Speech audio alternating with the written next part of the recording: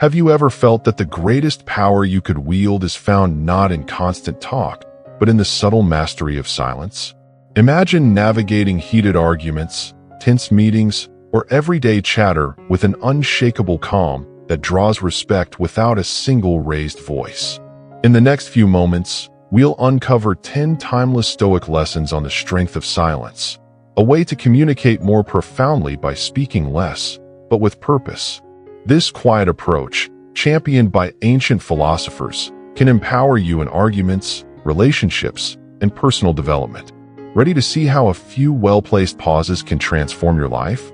Lesson 1. Silence as the first reflection. In a world flooded with noise, online debates, family drama, endless small talk, silence can serve as your first line of defense. Before you answer a challenging question or respond to a hurtful remark, consider a moment's pause. This pause, which might last only a breath or two, does something remarkable. It creates a space where you can check your initial emotions and shift from a purely reactive stance to a purposeful one. Marcus Aurelius often reminded himself that outward chaos doesn't have to mirror an inward storm. A short silence can be your buffer, letting you reason calmly instead of speaking out of anger or anxiety. Picture an intense meeting at work. Voices are raised, tension is high, and everyone's trying to get the final word. You, however, decide to remain silent for a few extra seconds. By doing so, you gain clarity on the bigger picture: who's pushing their agenda, who's seeking genuine collaboration, and what the real conflict is about. Once you speak, people notice, because you haven't wasted your words in the swirl of overlapping chatter. Your silence in that heated environment signals that your remarks are deliberate.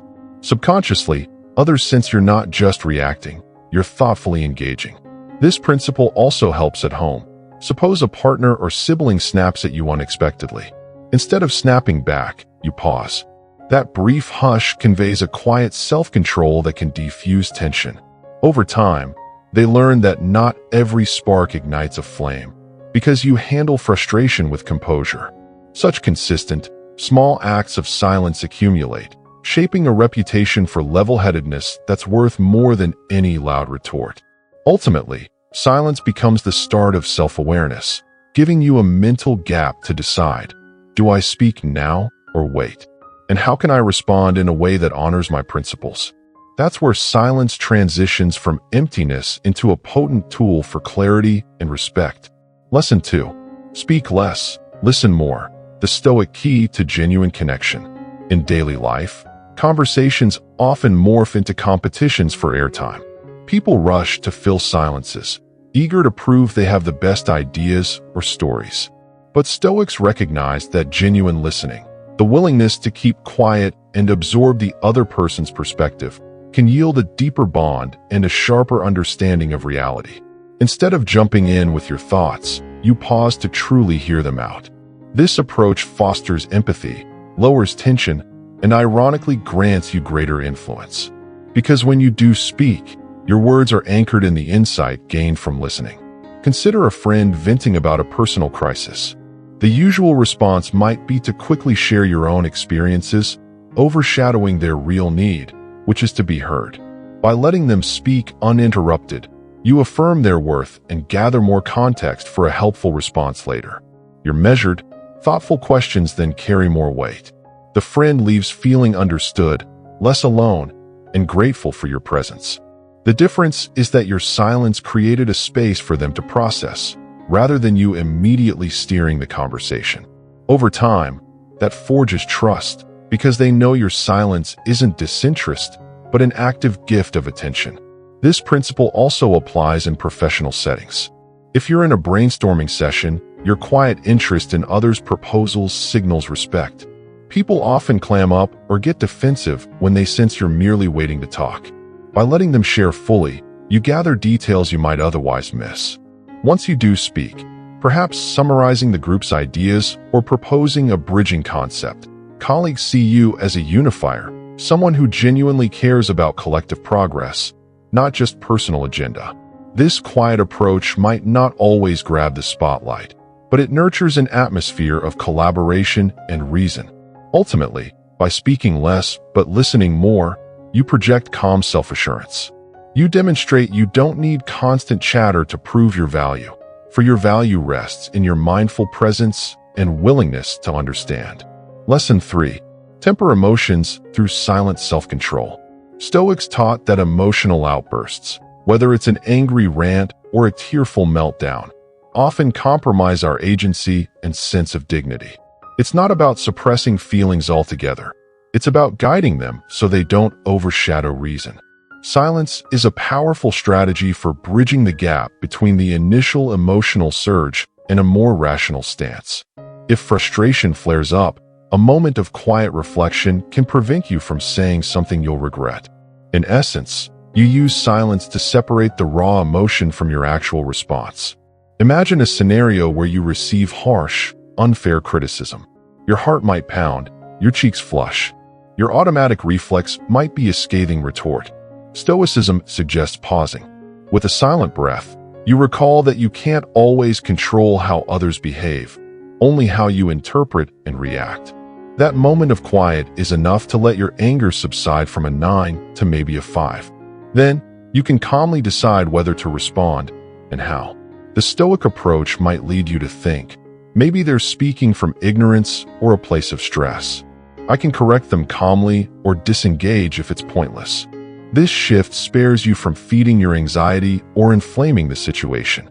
We often see emotional meltdown as honest expression, but Stoics highlight that raw expressions sometimes blind us to the bigger picture, fueling drama.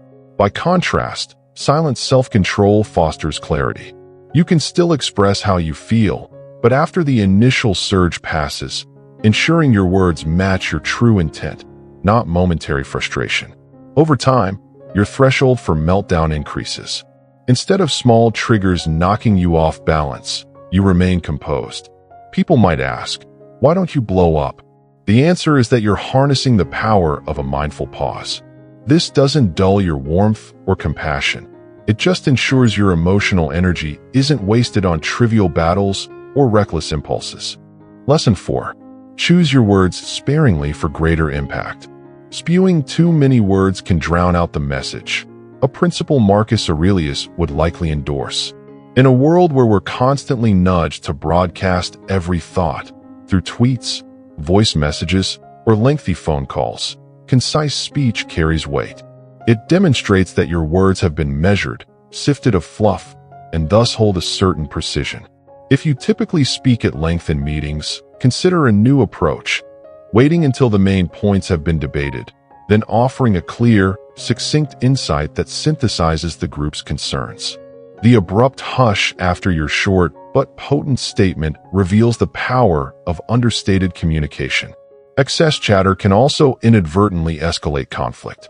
For instance, if you're in a heated dispute with a sibling, rattling off a laundry list of complaints just invites them to fire back with their own. Instead, Stoic brevity might look like a single, calm statement. I appreciate where you're coming from, but I believe we should focus on the immediate problem. Let's find a solution that respects us both. That one line conveys seriousness and respects their intelligence, leaving less room for tangential drama. Even personal relationships can benefit from fewer words. If you're apologizing, a heartfelt sentence or two, without a barrage of justifications, can sound more genuine. A rambling apology sometimes feels like self-defense disguised as contrition. Over time, your adoptive Stoic approach fosters a sense that you don't speak lightly. When you do offer an opinion, it's deliberate. Colleagues learn to pay attention. She's thoughtful. Let's hear what she says. This can reduce your stress since you're not constantly trying to fill silence or out-talk others. Instead, you pick the right moment to articulate your stance. That practice not only conserves your mental energy, but also grants more authority to your contributions. In sum, by curtailing superfluous words and focusing on clarity, you honor both your own mental space and the patience of those who listen. Lesson 5. Defuse gossip by choosing silence over fueling rumors. Gossip thrives on a cycle of whispered speculation and emotional intrigue. Many Stoics recognize that idle talk about others' private affairs robs you of your serenity. Picture a scenario. Coworkers whisper about someone's rumored personal troubles, and they beckon you into the conversation. A Stoic approach is a firm but polite refusal to engage. You might respond with a simple shrug or a gentle, "I'd rather not discuss them without knowing the full story," then steer the subject elsewhere. That short, silent stance dissolves the impetus for rumor-based chatter. Over time, people realize you're not fertile ground for drama. Why does this matter for your stress levels? Because gossip can easily spiral into deeper conflicts. Once you say something about a third party, it might get back to them, triggering suspicion or resentment. The emotional toll of "he said, she said" webs can weigh heavily on your mind. Embracing purposeful silence in these gossipy moments spares you that emotional drain. Stoics emphasize staying anchored in your own moral path. If the conversation does not serve a constructive purpose, it's noise you can do without. This stance also fosters trust. If you don't talk behind others' backs, your peers sense you wouldn't do that to them either, which can strengthen relationships. They may even start reevaluating their own gossip habits, following your example. Additionally, avoiding gossip nurtures a mental environment that focuses on improvement, empathy, and real connections.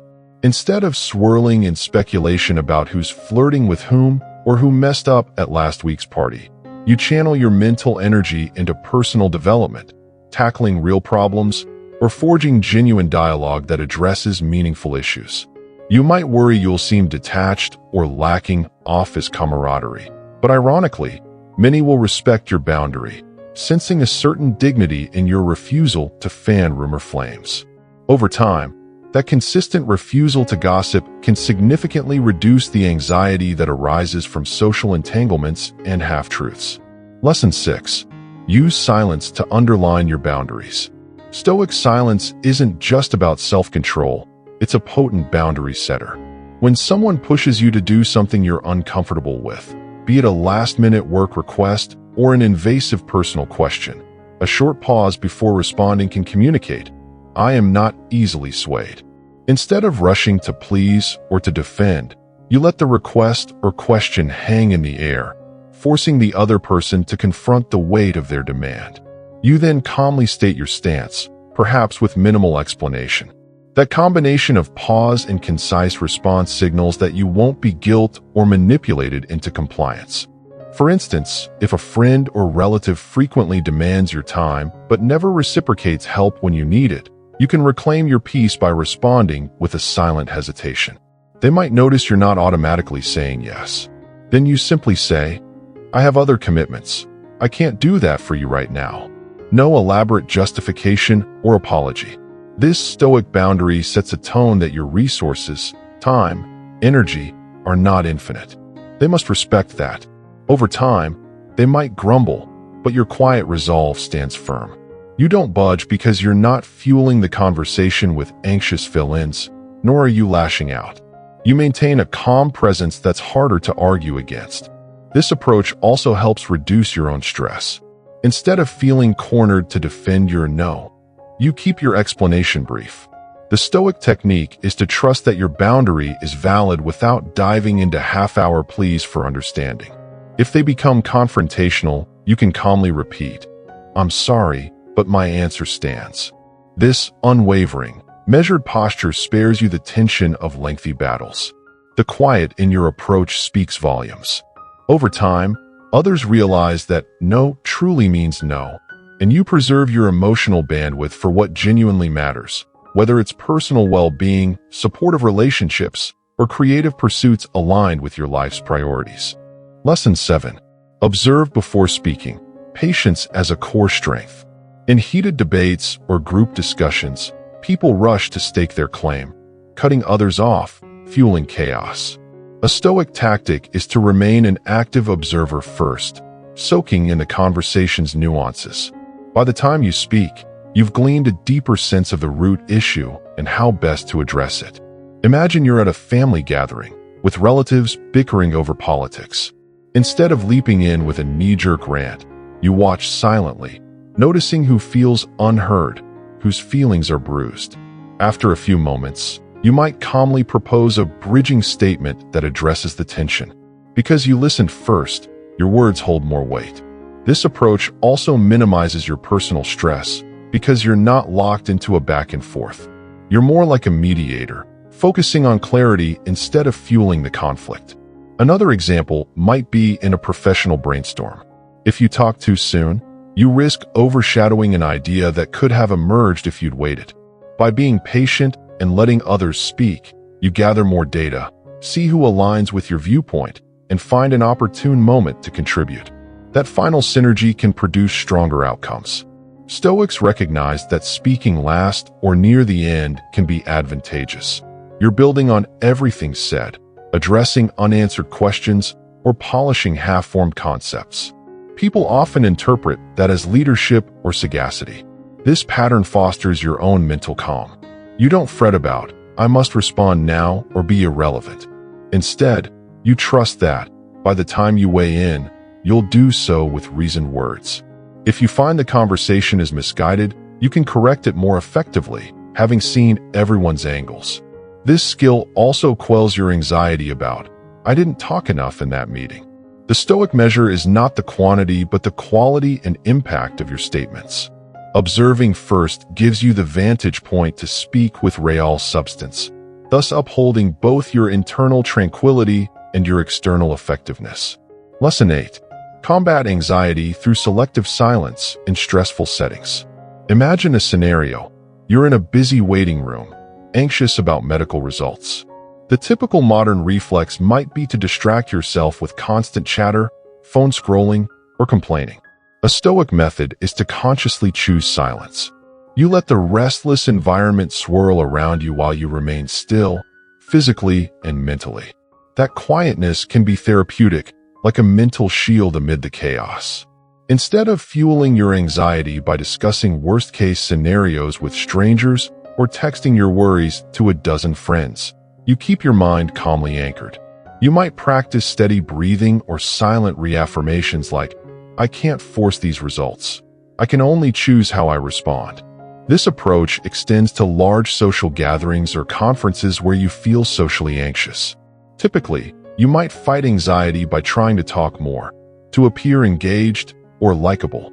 But Stoicism suggests stepping back, let others fill the space, watch the flow of conversation, and only contribute when you have something meaningful to say.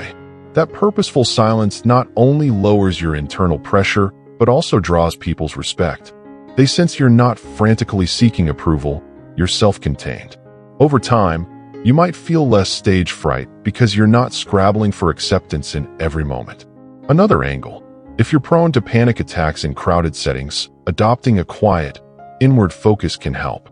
You might step away from the group, inhaling deeply, counting each breath, reminding yourself that the external environment can't crush your peace if you don't let it. Through that small silent retreat, you mentally recenter. Rejoining the crowd, you feel more grounded. Over repeated experiences, you discover that silent stillness is your best ally, especially in nerve-wracking contexts. It's not hiding, it's harnessing a calm presence that disarms anxiety. You become a quiet observer, not an overwhelmed participant, allowing fear to pass like a wave rather than define the entire event. Lesson 9. Shield your privacy, the power of not oversharing. Another dimension of the strength of silence is self-protection.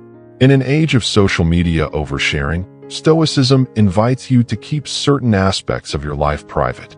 You don't owe the world every detail about your relationships, your finances, or your private struggles. By exercising discretion, you reduce the stress of unsolicited opinions or judgments. Suppose you're coping with a personal loss or a major life decision. Stoicism says, share only if it helps you or fosters real connection. Otherwise, you can quietly handle it or choose a small circle of trusted confidants. This prevents dozens of external voices from fueling anxiety with conflicting advice or shallow sympathy. There's also a measure of inner freedom in reticence. When you volunteer personal stories too readily, you risk people weaponizing them later or misunderstanding them. If you post every emotional nuance on social media, you open yourself to 50 different remarks or well-intended but stressful suggestions. By calibrating what you disclose, you remain in control of your narrative. That doesn't mean you isolate yourself from real support. It means you share intentionally, ensuring your story is handled with care. Think about a coworker you barely know who pries into your love life or finances. Instead of feeling cornered, you might respond with a mild, "I prefer not to talk about that," or simply pivot the topic politely. This stoic boundary keeps your mental space uncluttered by gossip or outside meddling. Over time, people learn you're not easily probed, and they stop prying. This fosters a sense of safety, knowing that your personal world belongs to you, not the rumor mill. You reduce the stress of what might they think if they know X, because they don't have that ammunition in the first place. In short, Stoic silence around private matters reduces unnecessary emotional friction, letting you invest in conversations and connections that hold genuine value. Lesson 10. Elevate others by speaking less, listening for their truth. In a final dimension of silent strength, Stoicism emphasizes an altruistic side. By speaking less, you can genuinely hear the stories, struggles, and joys of those around you. Far from being self-centered, this silent stance is an active gift to others. It shows them that they matter enough to be truly heard. In a fast-paced or self-centered culture, that's a rare experience. Suppose a friend's burying deep anxieties about their future, but can't find someone who'll listen long enough without interjecting. If you remain quietly attentive, they might open up, unburdening themselves in ways that clarify their next steps. You become a catalyst for their healing, simply by offering your presence. At first, you may worry about appearing uninterested if you don't talk much, but sincerity always surfaces. If your posture, facial expressions, an occasional gentle nod or question convey respect, people perceive that you're not ignoring them, but inviting them to speak freely. They might say, "I've never felt this comfortable sharing before." That's the quiet power of Stoic listening. You create a safe space for their genuine truth. Over time, you'll see how this fosters deeper friendships and more trusting relationships. They know you won't hijack the conversation to talk about yourself. As a result, you cultivate a supportive network where reciprocation becomes natural. When you do share your own feelings, they're more inclined to listen attentively, having seen how you valued their voice. Ultimately, Stoic silence in conversation doesn't equate to passivity or intellectual emptiness. It's a strategic and empathetic choice, letting others take the stage. Then, if you do feel the need to respond with advice or comfort, it's based on full understanding of their perspective, not superficial assumptions. This dynamic redefines how you connect, turning each dialogue into a calmer, more meaningful exchange, lowering social stress for everyone involved. These 10 Stoic lessons show how silence isn't about hiding or denying reality. It's about tapping into a deeper well of self-control, empathy, and inner power.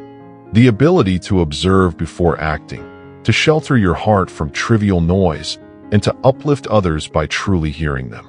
Each day offers countless chances to opt for purposeful quiet, instead of filling the air with unnecessary words. If you're ready to explore how small silences can yield big transformations, like and share this exploration, and subscribe to keep unlocking more timeless wisdom. Embrace the strength in silence, and watch your life shift toward clarity and calm.